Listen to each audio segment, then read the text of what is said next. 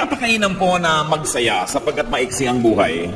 Kuminsan, ikinalulungkot ko na napakarami pong mga taong relihiyoso na akala nilang ibig sabihin na maging relihiyoso ay magdusa, magluksa, lumungkot, mawala ng sigla, at puro pagtitiis na lang at wala nang inaantay kundi yung kalangitan na darating, bagamat hindi masamang hintayin. Pero ang buhay po ay binigay ng Diyos. Dito at doon sa kabila, parehong yan para pagpalain niya. Marami pong mga tao ay madalas naiinip, nalulungkot, walang buhay. Kumbaga black and white ang buhay nila imbes sa colored. Walang kasigla-sigla at parang walang inaantay na lang kundi ang gumabi kung araw at kung gabi naman ay wala nang inintay kundi mag-umaga. At gano'n na lang ng gano'n paikot-ikot ang buhay. Tama ba na gano'n ang pamumuhay ng isang nilalang na sinasabi sa Bible, I was fearfully and wonderfully made? In fact, the Lord Jesus said in John 10:10, I have come that they may have life and have it to the full. Yan po ang naisin ng Panginoong Hesus para sa atin, magkaroon ng buhay na punong-puno, buhay na buhay, at buhay na makabuluhan. Kung tayo po ay nagpipista upang ipagdiwang ang kabutihan ng Panginoon sa atin, marapat din na tayo ay magbulay-bulay, marapat din na suriin natin ang ating buhay kung enjoyable nga ba. So that we may have life and have it abundantly. Ang munti po nating mensahe ngayon, pinamagatan nating 5 steps to life.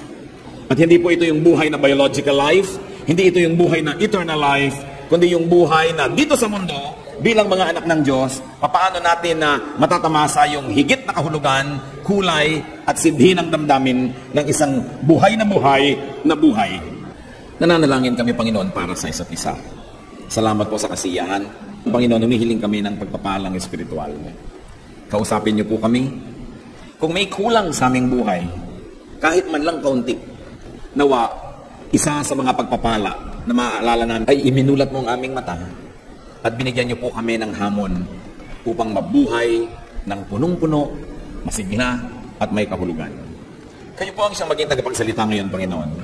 Tungtungan ang inyong paa, ang inyong lingkod, maitaas namin ang iyong pangalan, pinagdiriwang namin ang kabutihan ninyo. Ang mga salita niyo ang nais aming dinggin, kaya mga salita niyo lang nawa ang aming mapagsalusaluhan. Kayo po ba sa langit, aming tagapagligtas, aming Panginoon, aming Diyos, ang maging tagapagsalita ngayon. Basbasan niyo po kami at itaas niyo ang inyong pangalan lamang. Maghari kayo sa aming puso, anuman ang kaguluhan, anuman ang bagay na maring umagaw ng aming pansin sa inyo, isinusuko namin sa iyong paanan. Kayo po ang maghari, magbigay ng kapayapaan. At habang kami naman ay nagtatamasa ng pagpapala mo, nawa Panginoon, ganun din, ilayo mo sa masasamang tao at masasamang espiritu ang aming mga sambahayan, ang mga mahal namin sa buhay na di namin kasama ngayon. Lord, may you speak. Do as you will. Lead us. Teach us. In the name of Jesus we pray. Amen. 5 steps to life. Hindi lang po 5 ang steps na yan. 5 mahalagang hakbang upang magkaroon ng isang makabuluhan at malalim na kahulugan ng buhay. If the Lord Jesus came so that we might have life, what did He teach His people so that we may attain the fullness of life? 5 steps to life, and one of that, lahat po ito yung mga verbs, alam na natin, pero kailangan sariwain, love. Dapat umibig tayo. Dapat magmahal. Hindi pag-ibig, hindi pagmamahal na noun, kundi verb, magmahal, umibig. Dahil, ang tunay lang pong nakapagpapasaya sa tao, ay yung minamahal niya. Pag kami nagbigay sa inyo ng isang platong masarap na pagkain, at hindi nyo naman mahal yung nagbigay, maaari magpasalamat kahit matuwa. Pero kung mahal na mahal nyo yung nagbigay, kahit tansan ang lalagyan at ganun kakonti ang nakaya niyang iabot, ay magpapasalamat kayo at nagagala kayo. Iba yung tingin ng nagmamahal sa iyo, iba yung kanyang karinyo sa iyo. Kaya yung tao pong marunong magmahal, yun ang nakakalasap ng tunay at malalim na kaligayahan. Because only those that you truly love can truly make you happy. So, love God. Well, God loves everybody. Those who love God are the ones who really feel that kind of love. And those who love God in return are the ones who enjoy this loving relationship. Mark 12:30, Jesus said, love the Lord your God with all your heart and with all your soul and with all your mind and with all your strength. Of course, this is a quotation which was very widely known even in the Old Testament. So love God. Love people. Mark 12:31, once more Jesus says, love your neighbor as yourself. Isa po itong hiwaga na parang going to the east by sailing west. That by loving people, by even giving sacrificially to people, that's when we attain the deep forms of happiness, therefore the deeper meaning of living. Those who love attain the highest level of life. No wonder God is described as God of love. Kaya po sinabi sa 1 Corinthians 13, and now these three things remain: faith, hope, love, but the greatest of these is love. Yun talaga ang pinakadakila. At kung tayo po hindi marunong magmahal sa ating kapwa, napakalaki ng pinto ang isinara natin, napapasukan sana ng makahulugang buhay. Napapasukan sana ng maraming kulay, hugis, musika ng buhay na punong-puno at makahulugan. Another verb, another step to life, give. Give to God. Mark 12:17, Jesus says, give to God what is God's. Give to people. Romans 12:13, share with God's people who are in need. So ito pong pagbibigay sa Diyos, sa ating kapwa, pinanggagalingan ito at pinagbabalungan ng napakalalim na uri ng kagalakan na yun lamang mga marunong magbigay na taos-puso ang nakababatid. Yung mga ibang hindi mapagbigay sa Diyos, sa kapwa, akala nila nakakalamang sila. Akala nila kawawa yung palabigay dahil lagi nagsasakripisyo, laging nawawalan dahil nabibigay sa iba. Ang hindi po nila nababatid, may kaligayahan yon na yun lang talagang tunay na totoong mapagbigay ang nakakadama. So many people miss out on great happiness, on great meaning of life without even knowing it. So give to people you love. 1 Timothy 5:8, if anyone does not provide for his relatives, and especially for his immediate family, he has denied the faith and is worse than an unbeliever.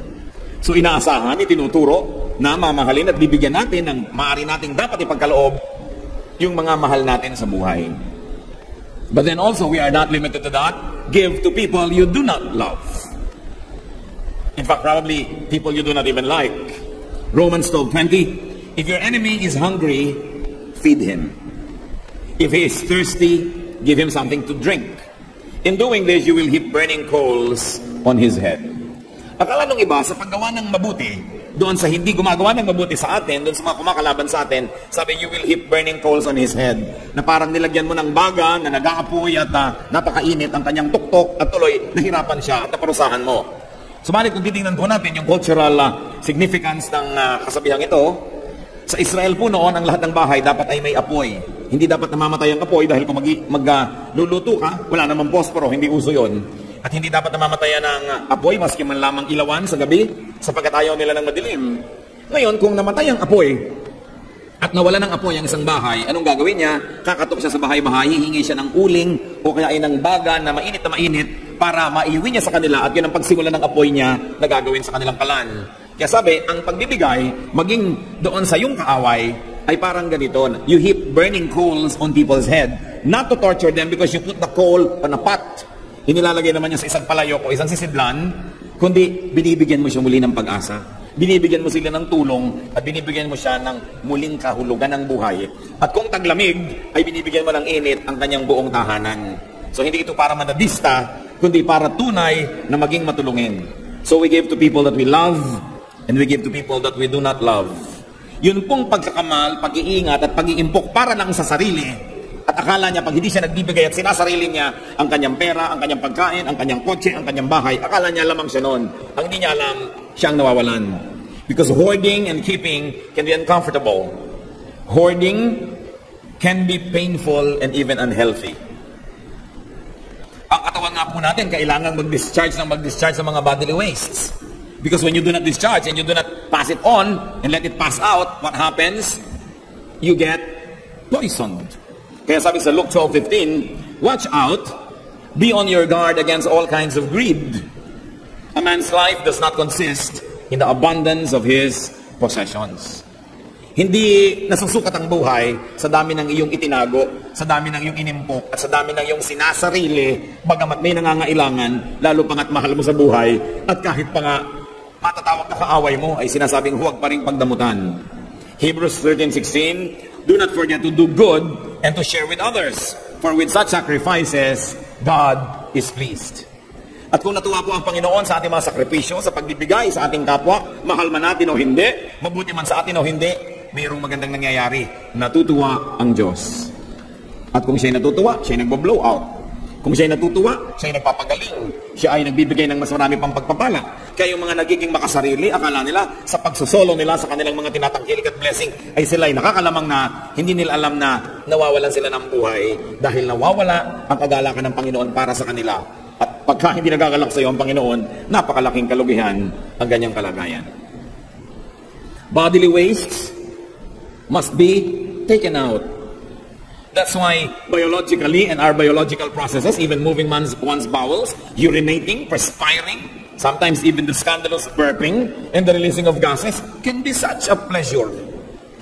Alam natin na isa sa mga pinakamalalakit, malalalim na kaligayahan ng buhay ay palabasin ang mga dapat lumabas na yan sa ating katawan. At napakahirap pagka hindi makalabas ang mga yan, na uospital ka pa at kung ano-anong ginagawa sa'yo.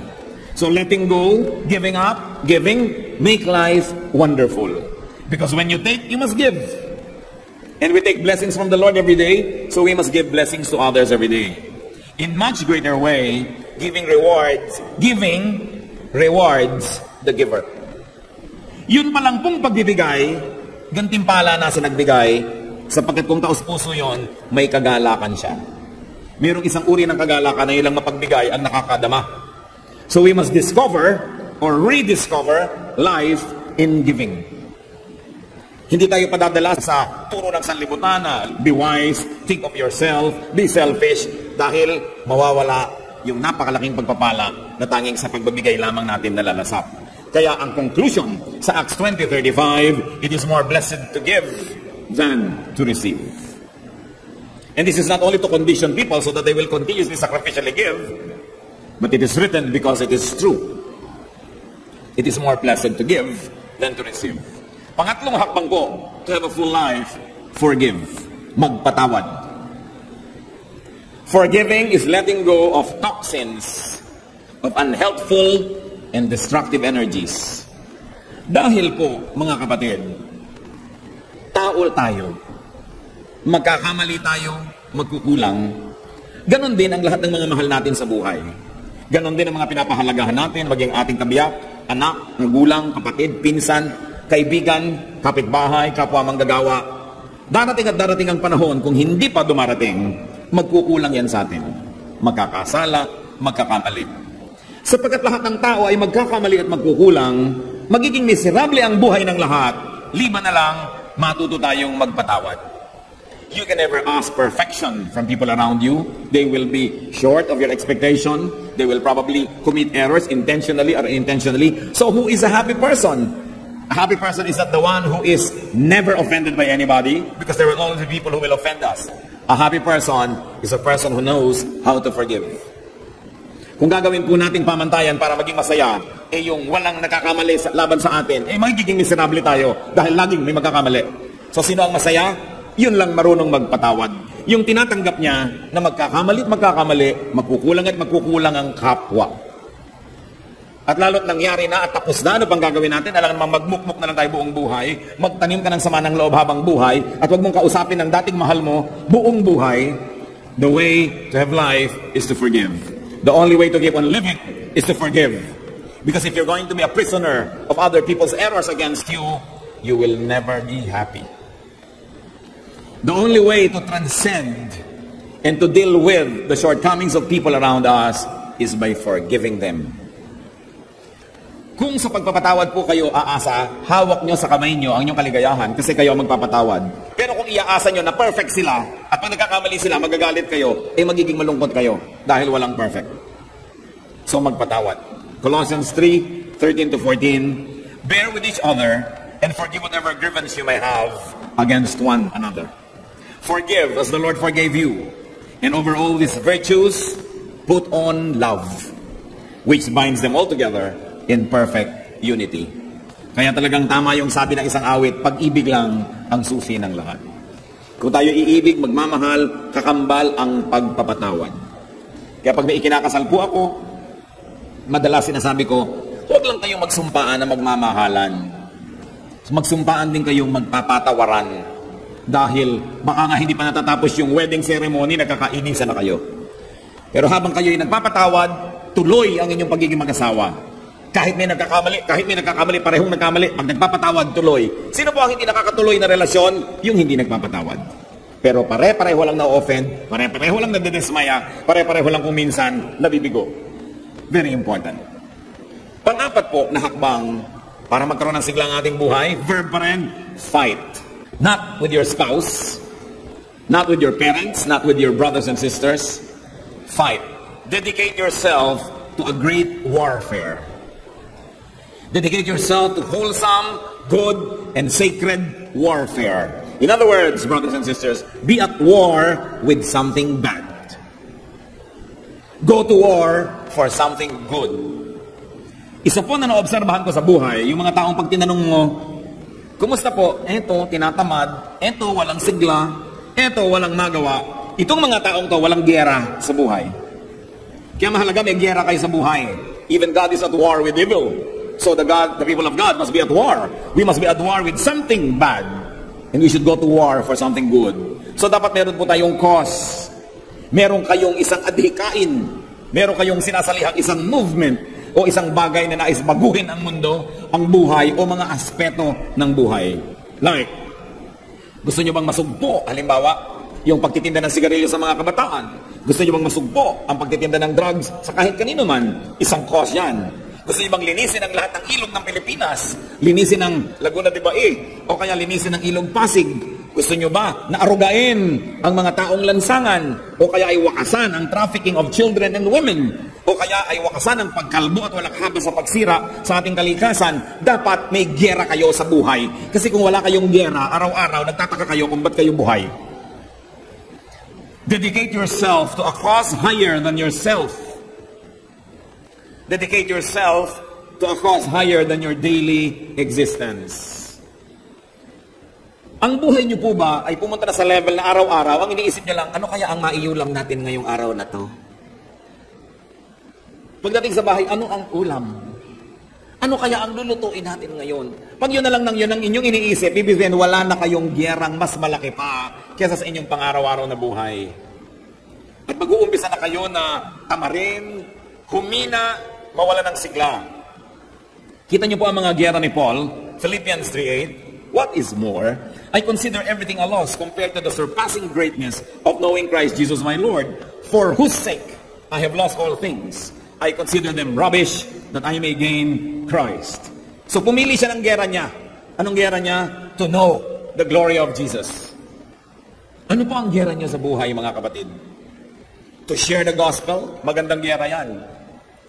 To get ourselves corrected by the Spirit of God more and more, magandang giyera yan. Sapagkat, kung wala kayong malaking adhikain, higit na mas malaki sa ating pang-araw-araw na pamumuhay, higit na mas malaki sa ating mga pansariling mga kagustuhan, lahat ng maliliit na bagay, papalakihin ninyo. Ang mga mag-asawang nag-aaway dahil sa mga walang kakwenta-kwentang bagay, because there is no greater cause that binds them, that commands their energies and their dedication. And you know that in the absence of big things, small things become big to small minds. Pag wala na tayong malaking adhikain, pati maliliit na bagay, pinalalaki na tuloy natin at pinag-aawayan pa kuminsan ang mga walang kakwenta-kwenta.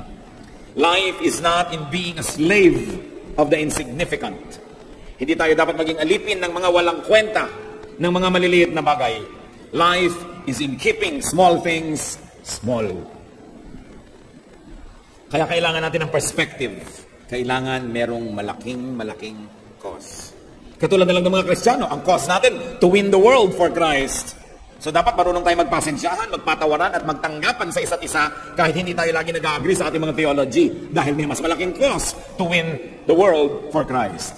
But people who forget that big cause get embroiled in tiny, little, insignificant, and sometimes very, very unimportant struggles. Sadly, against each other. So, fight. Meron ba kayong giyera sa buhay? Kahit ano yun. Gusto niyo bang i-preserve ang lahat ng mga ancestral houses ng Pilipinas? O gusto niyo ba na ipaglaban ang karapatan ng mga api? O kaya linisin ang pamahalaan? Dapat meron tayong giyera. Hindi pwedeng wala kang pakialam. Sapagkat ang pakikisangkot, ang pakikialam, ang siyang nagpapatibay, nagpapasigla ng ating buhay. And finally, another step to life, dream. mangarap. Desire. Chase your rainbow. Ano po ang ibig sabihin ng buhay na parang wala ng kahulugan? What is a life that may be considered over? That is an unhappy life. That is not worth living anymore. It is a life with all its dreams, aspirations, and desires behind it. Ang buhay na wala ng katuturan ay yung buhay na ang lahat ng pangarap at hikain at minimithi ay tapos na at nasa likuran na at nalampasan na. Wala ka na ngayong hinaharap. Hindi tayo dapat nauubusan ng hinahabol ng mga paru-paro, hinahabol ng mga pangarap, maski pa man tayo ay may edad na. Ano naman ang iintayin ninyo kung may edad na kayo, nakainin na lang tayo ng lupa? Habang nabubuhay pa tayo, meron pa tayo dapat mga pangarap, meron pa tayong mga gustong gawin, at meron pa tayong gustong ma-accomplish. Then and only then will life have meaning. Kaya marami po kuminsan sa mga taong may edad na, hindi pa dapat magkasakit, nagkakasakit. Hindi pa dapat humihina. Hindi pa dapat lumulungkot. At hindi pa dapat mamatay na tuloy dahil wala ng pangarap. Dream on, achieve. Hindi mo sasabihin, tapos na ako sa lahat, nagawa ko na lahat, tapos na ako lahat, pero buhay ka pa, alam ka naman nagkakamali ang Diyos. Meron ka pang katuturan, at meron pang dapat gawin. Philippians 3:13-14. One thing I do, forgetting what is behind, and straining toward what is ahead, I press on toward the goal. At nung sinabi naman ito ni Paul, ay hindi na siya bata. Napakarami nang nagawa sa buhay at pwede na magpahinga. Pero sabi niya, one thing I do, nililimot ko na yan, tapos na. Hindi na ako nagdadramang bukid sa nangyari. Hindi ko na itinatanim pa yung mga sama ng loob na yan. Hindi ko na inuungkat-ungkat pa sa mahal ko sa buhay yung pagkakasala niya sa akin noong 1972. Hindi ko na pinaghihinayangan pa na hindi ako naging ganito, hindi ako naging ganon, hindi ako pinanganak na mayaman. Tapos na ang tapos. Pati ang mga kasalanan ko na natapos na, tapos na. Ang mahalaga sa akin, patuloy pa to run the race. Because at the end of the race is the Lord Jesus waiting for His people. So, run your race. Habang humihinga pa tayo, may katuturan pa at may misyon. At kung wala na kayong maisip noon, mag-isip kayo sapagkat meron. Otherwise, it's probably a mistake of heaven that you are still alive. The Lord Jesus taught and modeled the ways to happiness. And among them, we mentioned 5. Love, give, forgive, fight, dream on, and be happy. Ecclesiastes 3:12. Solomon, the wise man, said, I know that there is nothing better for men than to be happy and to do good while they live. So let's continue to do good, but let's also continue to be happy. Do not let even religion deprive you of happiness. Do not be deceived into thinking that religiosity is only a matter of sacrifice, that is only a matter of not having a life. Because Jesus said, I came that they might have life and have it to the full. Panginoon, salamat sa inyo pong mga paalala sa amin. Salamat po sapagkat kayo mapagmahal, maalalahanin, at nais ko kami magkaroon ng buhay na matatag, masaya, at kung hindi man laging maginhawa, buhay na may katuturan, buhay na may misyon. Sa pagyupo namin sa iyong presensya, O Diyos, suriin mo po ang aming puso. Nais din namin makisuri. Ipakita mo sa amin, Panginoon, kung masasabi namin ang buhay namin ay may katuturan, and it's exciting, and there is so much to do, o kaya masasabi namin ang buhay namin parang wala ng kahulugan, parang wala nang nangyayari, parang walang direksyon.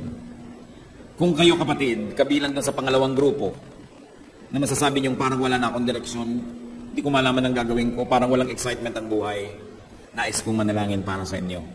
Yumuko kayo sa presensya ng Diyos, saan man kayo naroon ngayon. Hihingi tayo sa Diyos ng isang mahimalang paghipo, na makita nyo ang maaring hindi nyo na pagpapapansin kung ano pa ang mga misyon na dapat natin gawin sa buhay. Panginoon, kung meron sa aming kalagitnaan, sino man na maaaring i-consider niya ang kanyang buhay na parang wala ng katuturan, wala ng kahulugan, wala ng meaning, o kaya walang kabuhay-buhay, walang kasigla-sigla. Kausapin mo, Panginoon, ngayong Espiritu. Espiritu niyo ang kumausap, Panginoon. Ibulong niyo kung ano pa ang mga nais niyong gawin namin sa buhay. Sa marami nang nagawa, ano pa? Sa wala namang nagawa, ano ang dapat gawin? At sa nalilito, kaliwanagan ng ipagkaloob niyo, Panginoon. Nais niyong makita ang isang buhay na masiklay, isang buhay na naghihintay, anticipating, and excited for tomorrow. Hindi isang buhay na parang hinihilang paa at mabigat ang paglakad ng panahon. Pakita mo sa amin, Panginoon. At sa bawat kapatid naman, nakitang-kita ang kanilang mission sa buhay. Humihingi kami ng kalakasan para sa kanila. Salamat, Ama. Kahit wala kaming patago, malakas po ang loob naming humingi.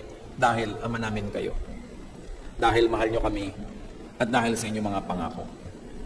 Mga kapatid, tanggapin ninyo ang hinihiling nyo sa Panginoon ayon sa iyong pananalig at ayon sa kanyang kapangyarihan.